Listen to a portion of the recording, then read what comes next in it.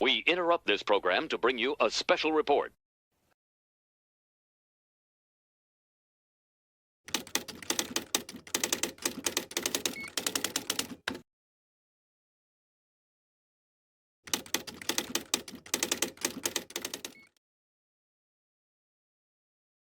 I think the Malaysian Prime Minister's statement about this is a very good one and very timely. Kuala Lumpur, which he was speaking about, but also other cities and towns in Malaysia, has developed in a way that it has become, fair to say, quite uncomfortable for the average citizen. If you are middle class or upper class, then the city is it's a very comfortable place. And unlike many other cities in Asia, KL is still very much has its charm in many ways, but has also retained its greenery to a great extent. While I think most Malaysians admit lost a lot as well, but on balance, a fairly green city. And I think the Prime Minister was basically saying that we need to step back and understand that the cities that were built, the fascination in urban landscape that most city planners embraced is a 20th century idea, and that in the 21st century we need a very different type of city. A city that is not simply shining glass, high towers, roads, concrete everywhere, and particularly in the tropics where we are living in a place with extreme weather in terms of tropical climate, heavy rainfall increased by climate change, and much warmer.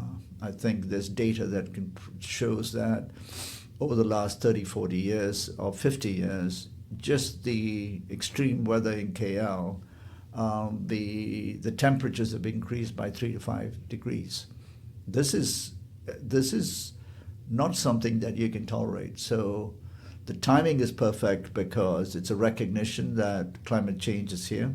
But it's not just climate, it's everything else. Cities have quadrupled in population.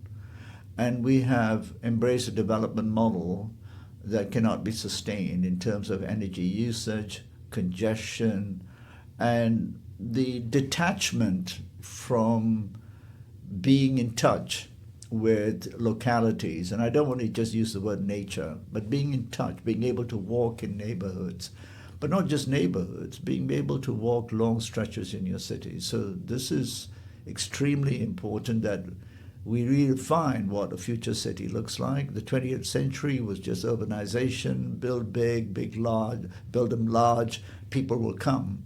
And today we have learned a lot of lessons, so it's only natural that we change and we make the cities more livable.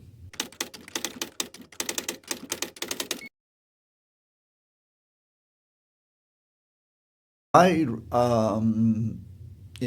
wrote a piece, an idea that I've been thinking about for a long time, about turning Kuala Lumpur into the world's first botanical city, for a couple of reasons. The main one being that, as I said earlier, to redefine what a city should look like, to escape the tyranny of the 20th century's idea of, build large, big malls, have many cars on the streets, and just continue to almost dehumanize the communities where we live in.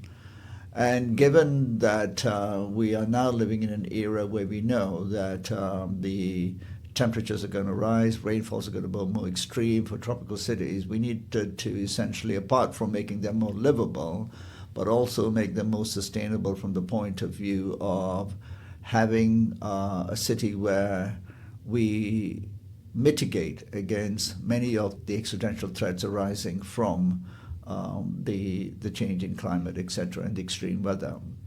My idea was to make sure that we could actually plant the seeds of a concept that went beyond demarcating a few areas with green trees and a bit of that, also to move away from the idea of just greening as a symbol of some sort of environmental awareness, and to completely revolutionize the way we think about our cities. Now, if you, anyone Malaysian or anyone else in Malaysia who goes and looks at the surroundings of KL from one of the large tall buildings in KL, say the Petronas Tower, one of the things you can immediately recognize, and this is beautiful, is that Kuala Lumpur is surrounded by hills, small mountains, and all evergreen forests. And you can see them as far as the eye can visualize.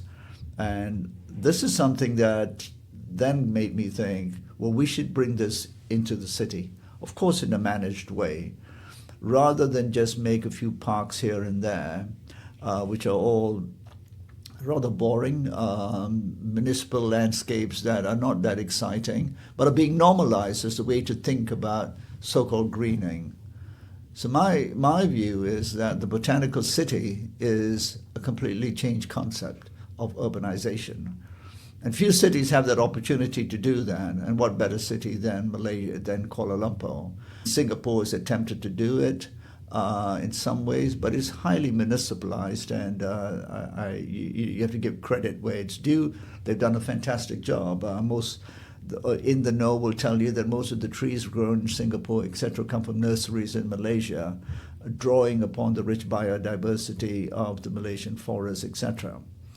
Whereas in Malaysia, we are trying to somehow, in some ways, copy the Singapore model, but I'm suggesting that we take it on to another level and essentially bring the botany, the rainforest, into the city, all managed clearly, and creating a whole new way of managing and planning the city.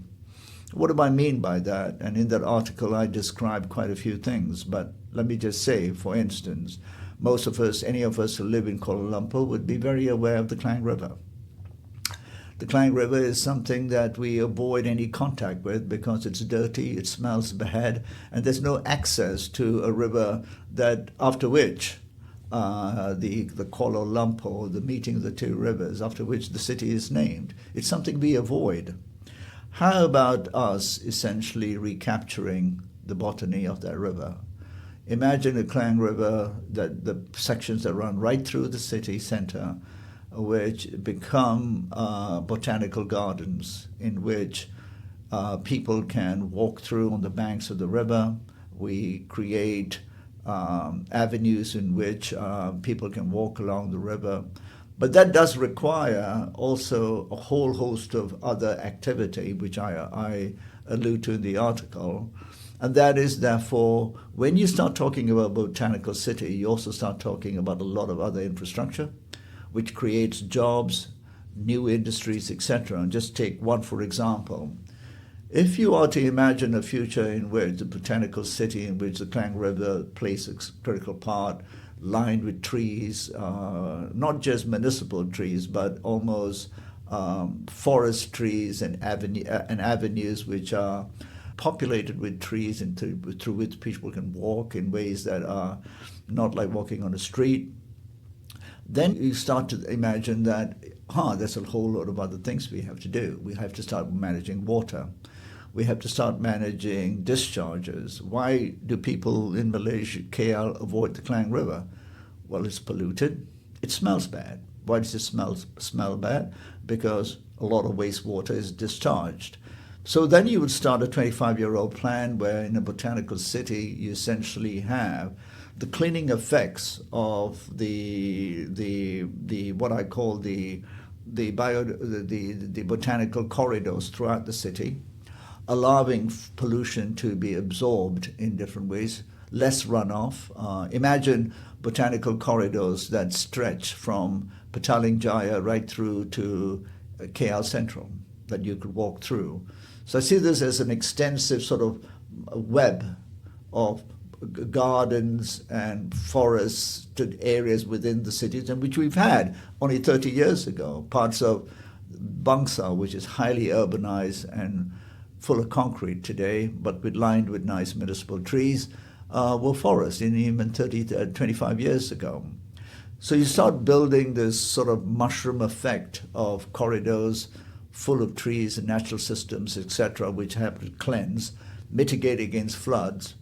But the opportunity at the same time is to then do what is already seen as a necessity, start revamping the entire drainage system. Those of us who know a bit about drainage, and there have been several letters and articles written, know that the entire drainage system of Kuala Lumpur and the Greater Klang Valley will need to be revamped if we are to cope with the extreme weathers that are upon us. At the same time, imagine a Kuala Lumpur in which there is zero discharge of wastewater from households and from industries as well. As a wastewater engineer, I would guess, and I would like to be proven wrong if I've got this facts incorrect, but I would say that up to 60% of all wastewater discharges in the Greater Klang Valley are not treated. Otherwise, this river wouldn't smell so bad. Open drains wouldn't smell so bad. So you start to imagine a different city. You stimulate new economic activity. And finally, I would say that it also creates a whole new area of research. As you bring the Botanical City into life, into the city, you have to create new centers of learning and excellence. You have to create nurseries that are scientifically managed, and you create new jobs. So a lot of things in the universities will be stimulated into carrying out research, into managing much of this new way of creating the city of the future. So that's just why I think the Botanical City is one part creating a better city in which people can live in a warming world. But at the same time, apart from also being an attraction for tourists, hopefully one in which it will reduce the number of private cars being used for small journeys. We Malaysians have now got so used to, just using a car for a 500-meter walk because everything's so warm. The transport hubs don't have corridors that allow you to walk home, all of this. So reimagining that is what I'm talking about. And ultimately, it creates new industries and therefore new jobs and research and development as well.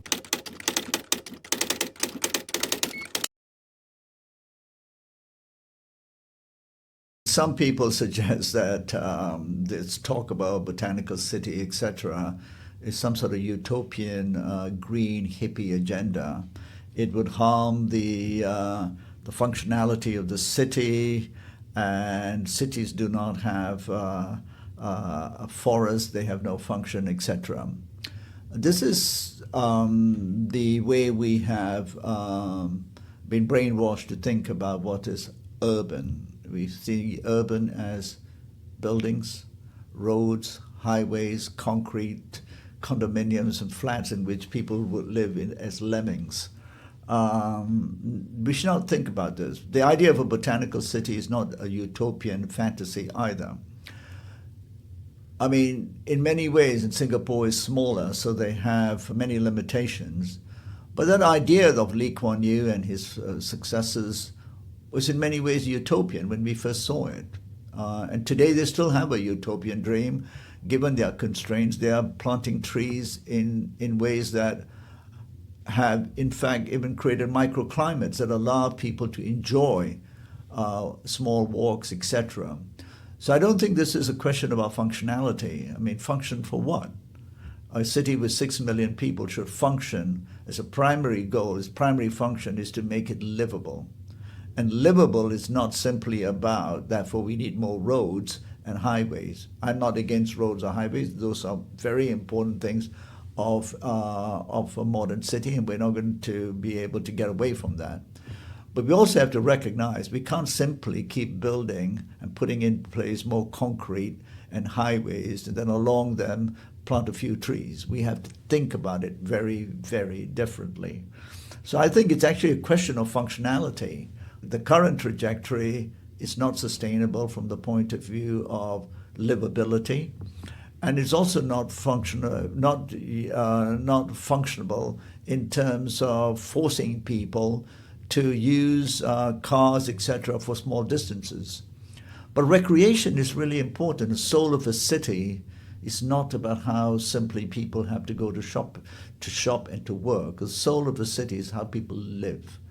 And that livability is, I think, what the Prime Minister was talking about. He was talking more, not simply about what I am talking about, which is the biodiversity. He was also talking about the ability to provide and retain the culture and retain small communities.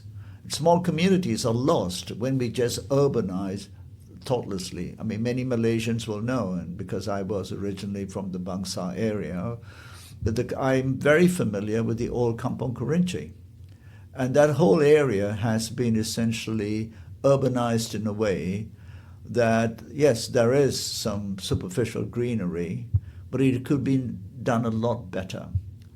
You should be able to walk from Bangsar to Kampung Kerinci 20 minutes or 30 minutes through a green corridor full of trees, vegetation, beautiful stuff, without having to take LRT. And that's the kind of distances that people should be able to navigate without getting into a car or calling for a grab and paying 35 or 50 ringgit on a rainy day. And that's really the functionality of a city. That's what I'm talking about. So please do not, I urge Malaysian planners and others to not think about cities in the way we think about it 20th century. A city is full of cars and urban areas and large buildings.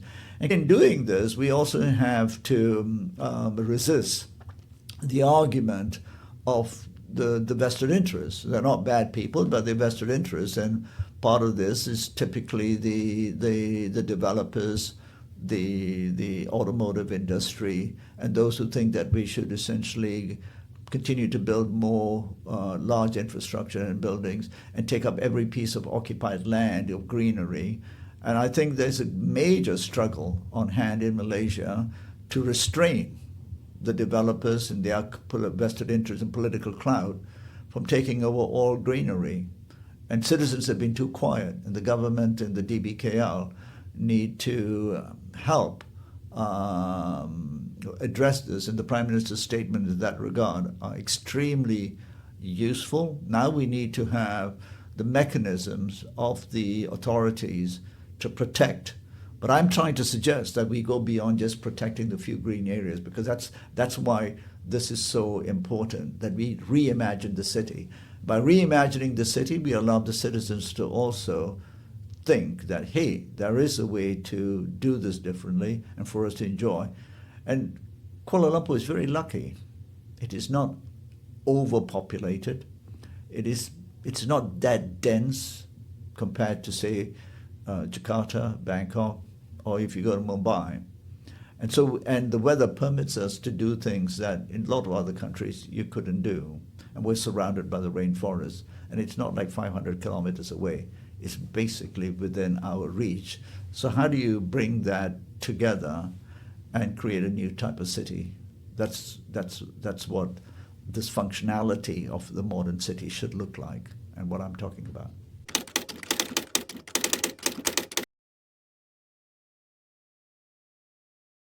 The uniqueness of Kuala Lumpur, and every city has their uniqueness without a doubt, but in relation to this, and why I think we have a great opportunity, is there's a recognition throughout the world that large urban areas are no longer the only way to essentially bring people together. And large urban areas which then get designed around mobility to private car ownership and large developments full of concrete is essentially unsustainable. The heating effects and all of those things, the treatment of wastewater, are all very damaging. But most importantly, people need recreation. So those of us who are privileged enough to live in areas where there are a few parks here and there, we are the minority.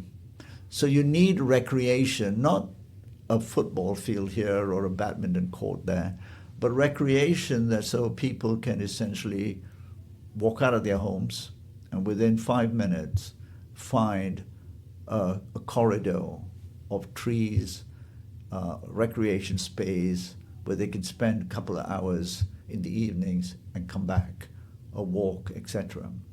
So Kuala Lumpur is unique in the sense that it is got a population of the Greater Klang Valley is a population of 5 or 6 million, but within the core area, the population is still, I would suspect, about 3 to 4 million, and there's a lot we can do to make it more livable before it gets even worse. So I would argue that the next 5 years are critical. The Prime Minister's statement is timely, because in the next 5 to 10 years, if we do not start to reimagine, start to challenge the vested interests, we will lose everything. And as I said before, the uniqueness of Kuala Lumpur is just the tropical weather. We are blessed. Everything grows. We have to manage it clearly.